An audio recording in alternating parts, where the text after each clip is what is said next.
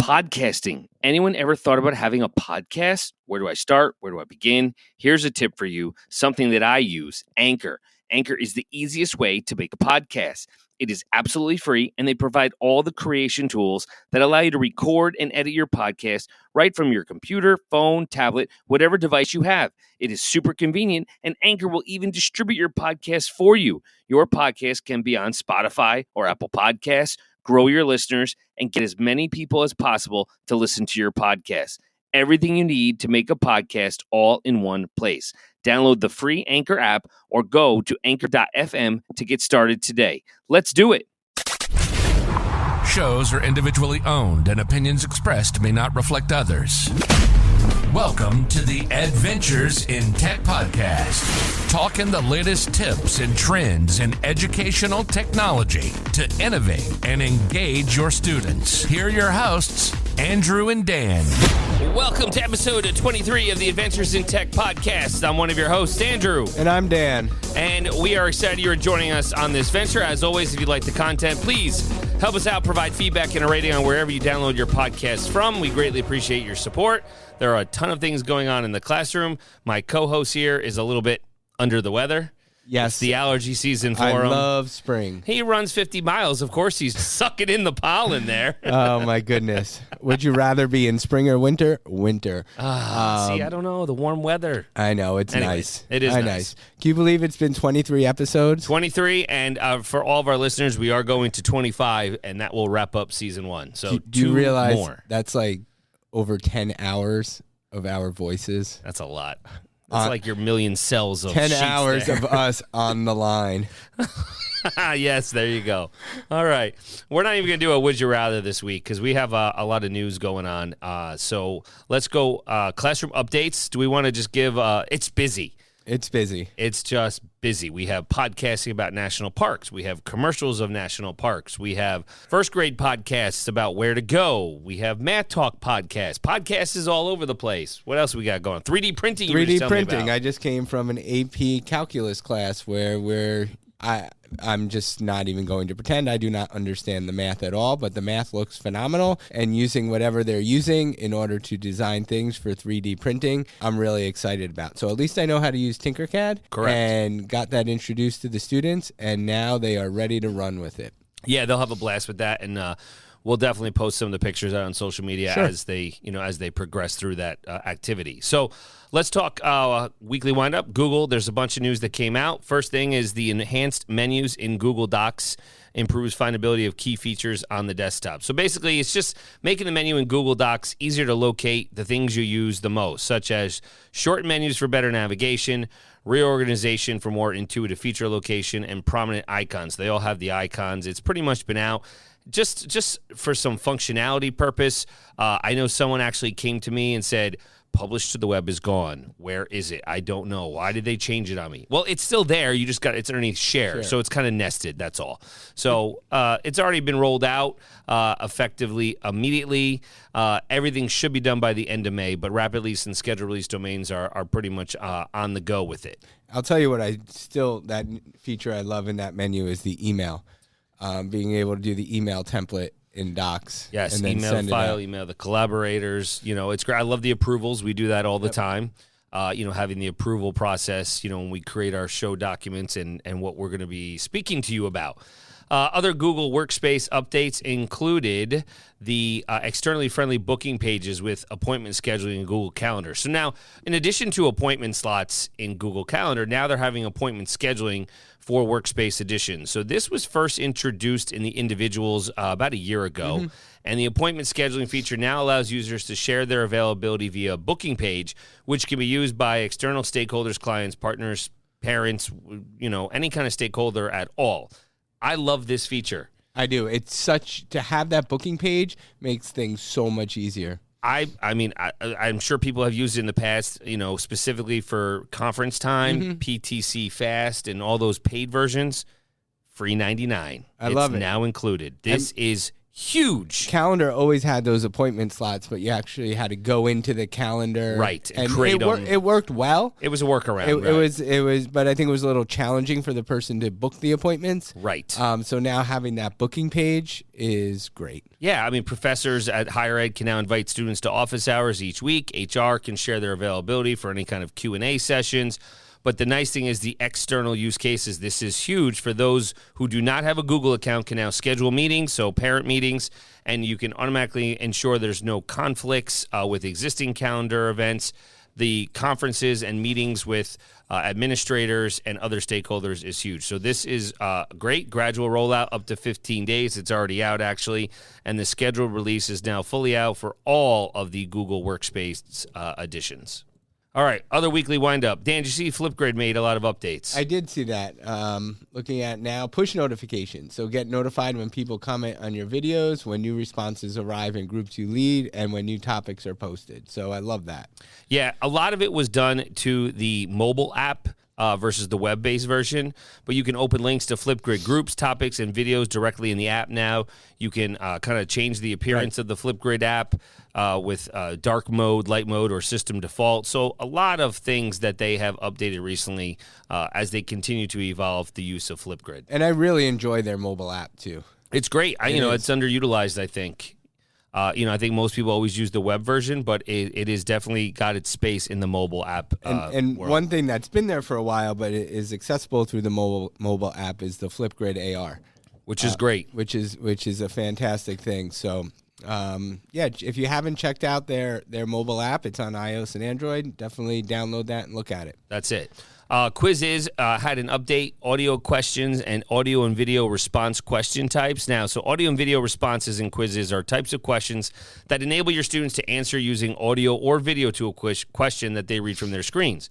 The audio question enables you to record your question within the new quiz editor, and then it enables the students to listen to the question and answer accordingly. So the best part about this, right when I saw this update, world language teachers rejoice. Right. You can hear the bells. Yes. Champagne's flowing from the ceiling, right? They can all have the students answering quizzes with the correct language. So a lot of tutorials on how to actually go over this and include it in your files with the audio clips and video clips for your students. It's almost like Quizizz got on the moat boat. Yeah, there you go. That's exactly right. And the other one is the recurring task end options directly in Google Tasks that has come out. Currently, you can set the end option for a recurring task, never on a certain date or after such and such occurrences, by opening the task in Google Calendar. But now you can set this option directly in Google Tasks, and that'll give you more control over how and until when your task will repeat. So if you use the Google Task Manager, this is great. Rapid release, it's a gradual rollout for both rapid release and scheduled release domains. Could be up to 15 days, but it started as of May 4th. All right, so as we are talking in episode 23, I believe we did talk about our good friend Eric Curts before, who we've had the opportunity to meet with. And Eric Curts, Control-Alt-Achieve. He is a tech integration specialist, certified trainer, certified innovator from Google, based out of Ohio. Big fan of Eric because he's always sharing stuff. Always sharing. So he's got all kinds of things, always updating stuff. Today, we really want to talk about Google tools for math.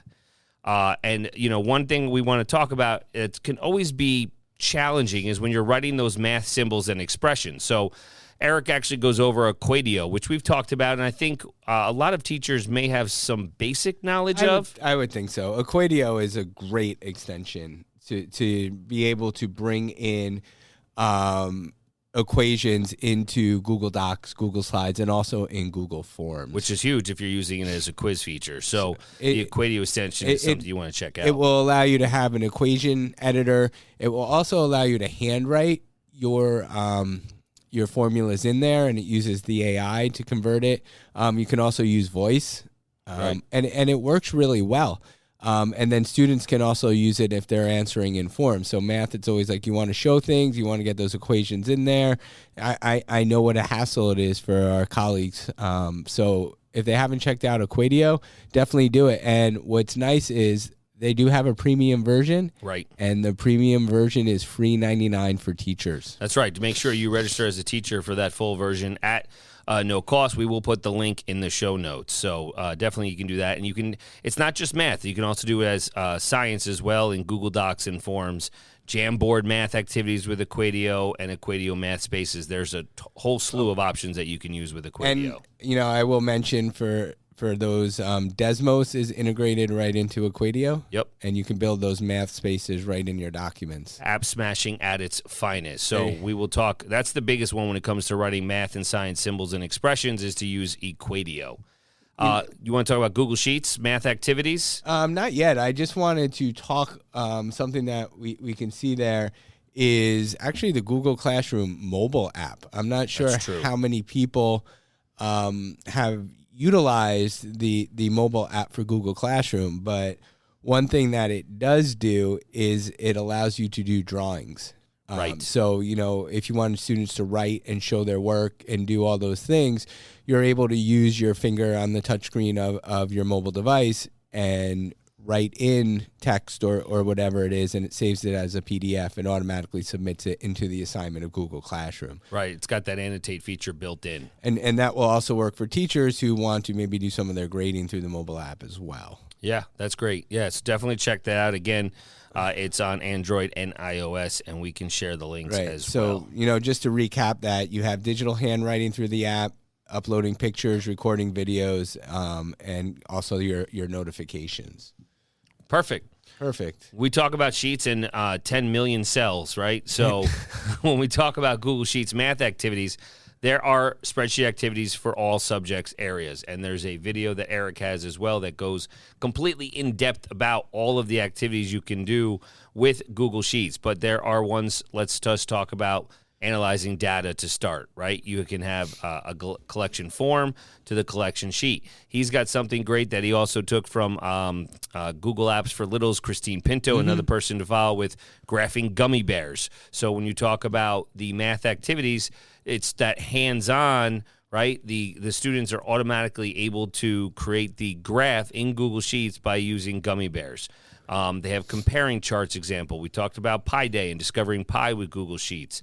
12 Days of Christmas guided math activities. You have your logic in what if, spreadsheet math. You have labs, linear functions, projectile motions. What's great is it's all utilizing Google Sheets, and Eric is giving you the Sheets templates that you can go make a copy of and then adapt it to your needs. Right, and the script is there, so the student can basically type in any letter in the box, and it automatically will create the color-coded bar graph, for example, in that graphing gummy bear sheet. So that is something, as we talk about spreadsheets, there's so much you can do with spreadsheets. One thing is working your sheets, students help with formula, mean, median, mode, minimum, maximum. You can look at ranges, interquartile range, mean, absolute deviation. There's a lot that you can incorporate using Google Sheets into your instruction. And once again, I love that he's providing the templates for you. So another thing he had also mentioned is learning databases. So you can have students build learning databases with Google Sheets. And he pretty much has a whole blog article about it and how Google Sheets is amazingly flexible. It allows you to randomly generate writing prompts, right? So prompts the ELA teachers rejoice there.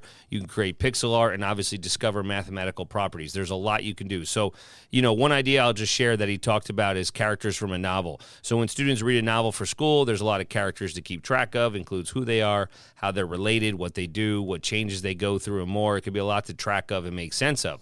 So one great way to manage all this info and make those connections and transfer what you have learned is answer questions by using a Google Sheet to collect the character information. So he used a powerful book, Wonder by R.J. Palacio, and he's got all kinds of questions set up in this database: character name, age, gender, what part of the family, do they change over the course of the novel, and do they show up in part 1 through 8, and then your own notes about the character. So definitely cool with how you can kind of keep track of the characters, and then obviously use the power of Sheets with sorting and filtering. Sheets isn't alone in helping out with math instruction. Google Drawings, he's providing a number of math activities using Google Drawings. Yeah, there's a lot with that. So there's tons of spreadsheet activities. We could go on and on just about spreadsheets and the 10 million cells and what you can do with them. But we're not going to go over that now. That would be for maybe another episode at some point. But getting back to the drawings, we can look at, he provides you 11 ways to teach math with Google Drawings. So, again, we'll have all these links for you to this document, but you can really use that for lines of symmetry, splitting rectangles, shape art project, a fraction flag, pictographs. The list goes on and on. Sorters, adding integers, algebra tiles. Yeah, pattern blocks, tangrams, everything, it's all included. So Google Docs, let's talk Docs now, math activities. Let's go there. He talks about emoji learning activities with Google Docs, and he has a pictograph example. And it's very cool because it's kind of just allows the students, it's an easy way for them to visualize, to see, to create that math activity, to create that pictograph. He has an example of how many pets do you have at home, and the dog is the key there, and they just able to put the dog for how many pets each one of their classmates have at home. It's great. There's another one, solving story problems with the highlight tools. So that's a great link as well. So using that sample document that he gives you, you can adapt it, and you can do the sample words, and then use the highlighter to highlight in one color given values, another color operations, another color the question to answer, another color your unrelated info. So if you're helping students analyze those word problems, putting them in a Google Doc and having them use the highlighter tool to bring out the different components of the word problem is a great use of Google Docs.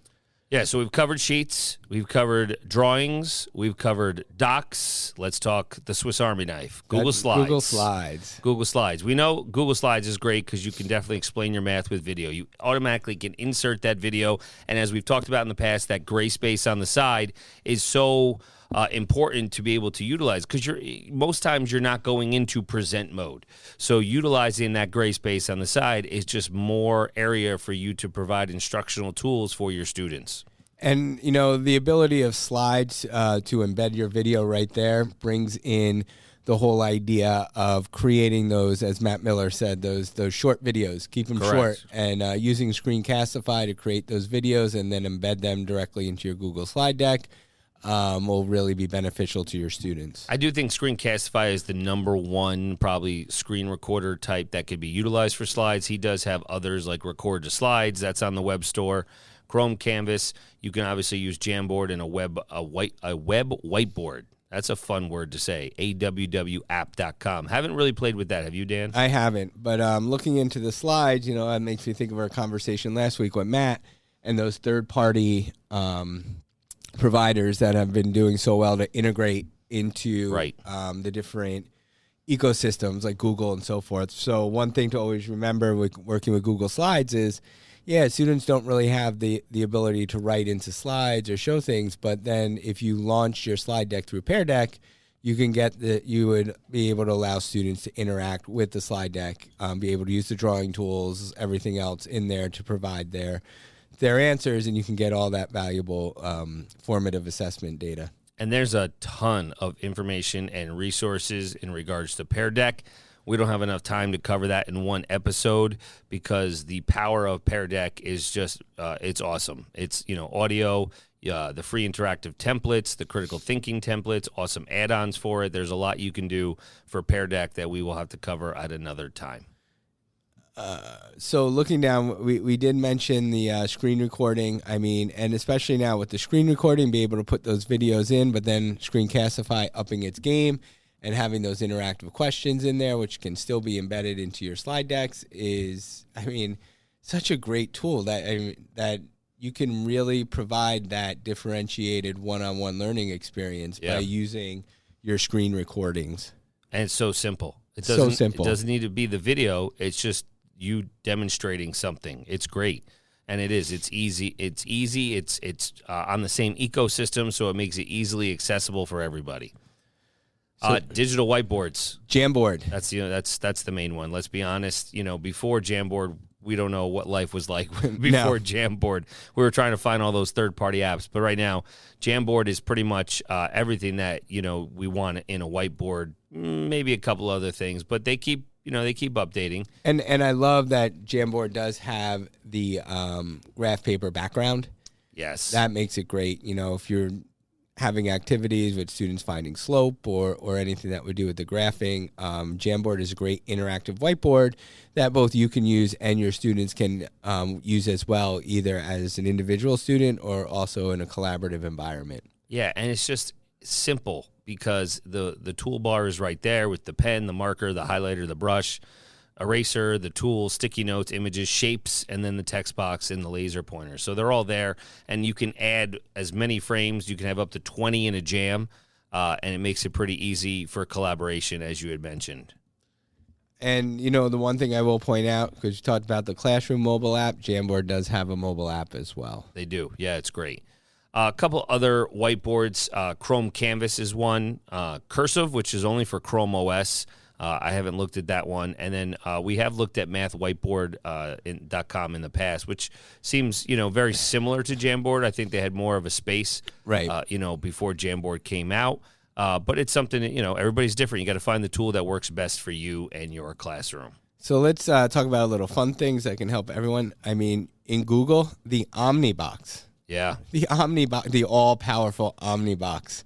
That for those of you that might not be familiar with the Omnibox, that's that box that you usually type in to search for something at the top, but it's so much more. It is. It really has some great functions in it.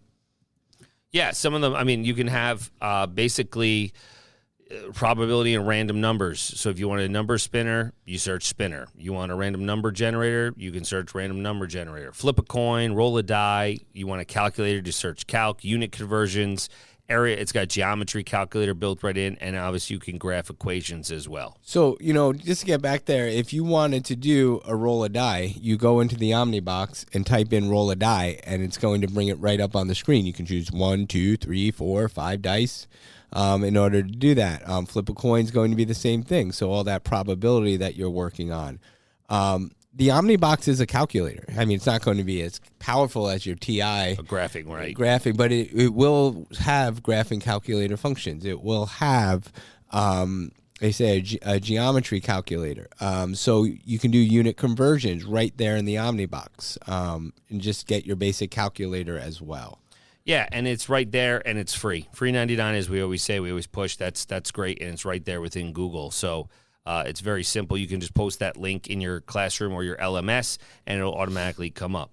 We did mention scientific calculators. There is a scientific calculator extension, and we can post that as well with the Chrome Web Store link to that if you need those TI 83s or 89s or whatever they're on now. So basically the point of this going through Eric Curts and his math things is often, I hear it too, that our math teachers often feel neglected. Yep. When it comes to integrate technology and what they can actually do in the Chrome environment. But there are a lot of resources there for you. I think it just comes with the idea of let me look at what's available, come in with an open mind, and being able to use these tools for the purpose they have. And some of it is very simple to do, which is good. You don't have to go through all these hoops and do all these different things to have students demonstrate understanding of their concepts. So definitely our colleagues out there, take a look at all the resources here. Yeah, and as far as, like you said, in the math ecosystem, they have felt left out in the past. Google has kind of upped their game and made it so they're more inclusive of making sure math and science are included with all those tools. Because let's face it, equations was definitely difficult to demonstrate or graphing if you didn't have that availability in those digital spaces. So they have definitely improved upon that, and I'm sure they will continue to do so. And a lot of what Google's now, we talked about the practice sets that Google's coming up with in Google Classroom. So that's using the AI to help students Correct. along the way by providing them clues in their workflow. So a lot of that is with math and science and everything, using that AI, using the search mobile app, and then getting the ability to scan something and having the AI break it down for you. So there are a lot of things out there. Yeah. So we're going to wrap up because we've had a couple long episodes recently. So we're going to kind of save some time on this one. Any final thoughts, Dan? I know we got a couple more episodes coming up. We did mention Matt Miller will be here. We'll definitely have a recap for our sessions with Matt when he's live here in person in the Hudson Valley. But any final thoughts, Dan? I know the weather's getting nice. Some people can't wait. It is great. Some people are in the same boat as me with their allergies, but we'll all get through it. But the weather's getting nice, and things are really starting to get a little frantic, I think, out there in the classrooms. There's a lot more energy in there. So thinking about that energy, that excitement, the students are have so many things going on. Really.